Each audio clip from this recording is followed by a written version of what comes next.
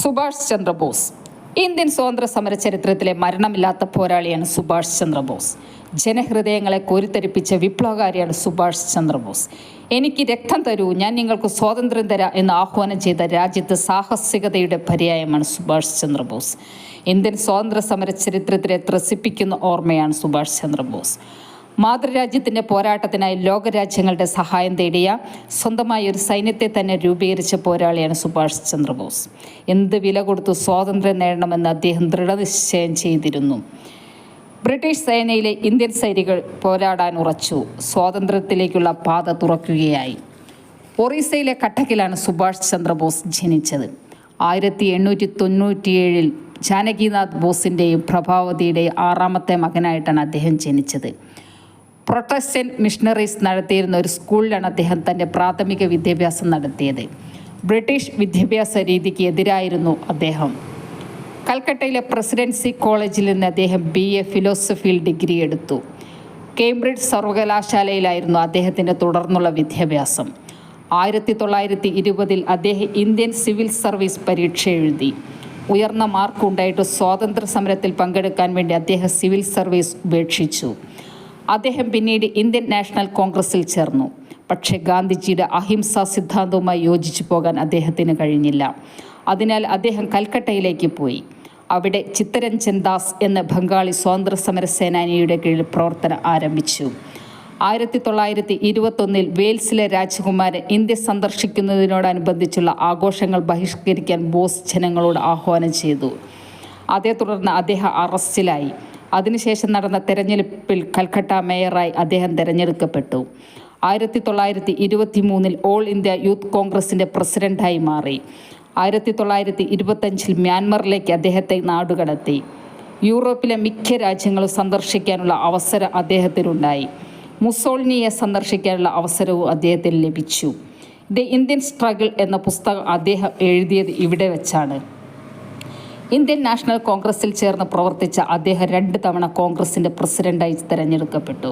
കോൺഗ്രസിൽ നിന്ന് ഭിന്നതയുണ്ടായതിനെ തുടർന്ന് 1939 ഓൾ ഇന്ത്യ ഫോർവേഡ് ബ്ലോക്ക് എന്ന രാഷ്ട്രീയ പാർട്ടി അദ്ദേഹം രൂപീകരിച്ചു. സൂര്യനസ്തമിക്കാത്ത സാമ്രാജ്യത്തിനെതിരെ സ്വന്തം സൈന്യം രൂപീകരിച്ച പോരാളിയായിരുന്നു സുഭാഷ് ചന്ദ്രബോസ്. ജർമ്മനിയിൽ നിന്ന് ജപ്പാനിലേക്ക് പോയ ബോസ് ഇന്ത്യൻ നാഷണൽ ആർമി അല്ലെങ്കിൽ ആസാദ് ഹിന്ദ് ഫൗജ് 1943 രൂപീകരിച്ചു. ബ്രിട്ടീഷുകാർക്കെതിരെ പോരാടാൻ പടയാളികളെ സംഘടിപ്പിക്കുകയും ചെയ്തു. ജവഹർലാൽ നെഹ്റുവിനോടൊപ്പം INCയിൽ പ്രവർത്തിക്കുകയുണ്ടായി. അദ്ദേഹം 1938 കോൺഗ്രസ് പ്രസിഡന്റായി അദ്ദേഹത്തെ തെരഞ്ഞെടുത്തു. ഗാന്ധിജിയുടെയും നേതാജിയുടെയും ഇടയിൽ ആശയപരമായ ഭിന്നിപ്പുണ്ടായിരുന്നു. പട്ടാഭി സീതാരാമയ്യരെ പരാജയപ്പെടുത്തിക്കൊണ്ട് ബോസ് കോൺഗ്രസിൻ്റെ പ്രസിഡന്റായി തിരഞ്ഞെടുക്കപ്പെട്ടു. സുഭാഷ് ചന്ദ്രബോസ് മഹാത്മാഗാന്ധിയെ വിശേഷിപ്പിച്ചത് രാഷ്ട്രപിതാവ് എന്നാണ്. ഗാന്ധിജിയോടുള്ള ആദരവ് പ്രകടിപ്പിക്കാനായിരുന്നു ഇത് ഉപയോഗിച്ചത്.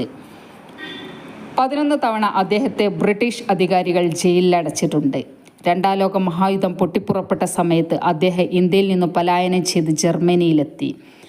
അച്ചുതണ്ട് ശക്തികളുടെ സഹായത്തോടെ ഇന്ത്യയിലെ ബ്രിട്ടീഷ് ഭരണകൂടത്തിനെതിരെ യുദ്ധം ചെയ്ത് സ്വാതന്ത്ര്യം നേടിയെടുക്കുകയായിരുന്നു അദ്ദേഹത്തിൻ്റെ ലക്ഷ്യം. ജർമ്മനിയിൽ നിന്ന് ഇന്ത്യയിലെ ബ്രിട്ടീഷുകാർക്കെതിരെ യുദ്ധം ചെയ്യുന്നതിനേക്കാൾ നല്ലത് ജപ്പാനിൽ നിന്നുള്ള പോരാട്ടമാണെന്ന് അദ്ദേഹം മനസ്സിലാക്കി. 1940 മുതൽ ജർമ്മനി വിടുകയാണ് ഉണ്ടായത്. അദ്ദേഹം 1943 ജൂൺ 23 റാഷ് ബിഹാരി ബോസിൻ്റെ കൂടെ അദ്ദേഹം സിംഗപ്പൂരിലെത്തി. 1945 ഓഗസ്റ്റ് 18 തായ്വാനിൽ വിമാന അപകടത്തിൽ കൊല്ലപ്പെട്ടുവെന്ന് ഔദ്യോഗിക കണക്ക് എങ്കിലും മരണം സംബന്ധിച്ച് പല ഊഹാപോഹങ്ങളും ഇന്ന് നിലനിൽക്കുന്നു. 1947 ഓഗസ്റ്റ് 14 അർദ്ധരാത്രിയിൽ കൊളോണിയലിസത്തെ കഴുമരത്തിലെത്തി ഇന്ത്യ സ്വാതന്ത്ര്യത്തിലേക്ക് കൺതുറന്നു. പക്ഷേ ആ നേതാവിനെക്കുറിച്ചുള്ള വിവരങ്ങൾ ആർക്കും ലഭിച്ചില്ല. 1945 തായ്വാൻ വിമാന അപകടത്തിൽ മരിച്ചു എന്ന നെഹ്റുവിൻ്റെ കാലത്ത് നിയോഗിച്ച ഷാനവാസ് കമ്മിറ്റി റിപ്പോർട്ട് കണ്ടെത്തി. ഇന്ദിരാഗാന്ധിയുടെ കാലത്ത് നിയോഗിച്ച അന്വേഷണ കമ്മീഷൻ്റെയും കണ്ടെത്തലുകൾ ഇതിൽ ഉറച്ചു നിന്നു. പക്ഷേ മൊറാർജി ദേശായിയുടെ കാലത്തുണ്ടായ കമ്മീഷൻ ഇത് അംഗീകരിച്ചില്ല. 1999 വാജ്പേയിയുടെ കാലത്തുണ്ടായ മുഖർജി കമ്മീഷൻ ബോസ് മരണപ്പെട്ടിട്ടില്ല എന്നും വിമാന അപകടം നടന്നിട്ടില്ല എന്നും കണ്ടെത്തി. 1991 ഭാരത സർക്കാർ സുഭാഷ് ചന്ദ്രബോസിന് മരണാനന്തര ബഹുമതിയായി ഭാരതരത്ന നൽകി ആദരിച്ചു. എങ്കിലും മരണം സ്ഥിരീകരിക്കാത്ത സാഹചര്യത്തിൽ ഇത് പിൻവലിക്കുകയാണ് ഉണ്ടായത്. നേതാജി ഇന്നും ജനമനസ്സുകളിൽ ജീവിക്കുന്നു.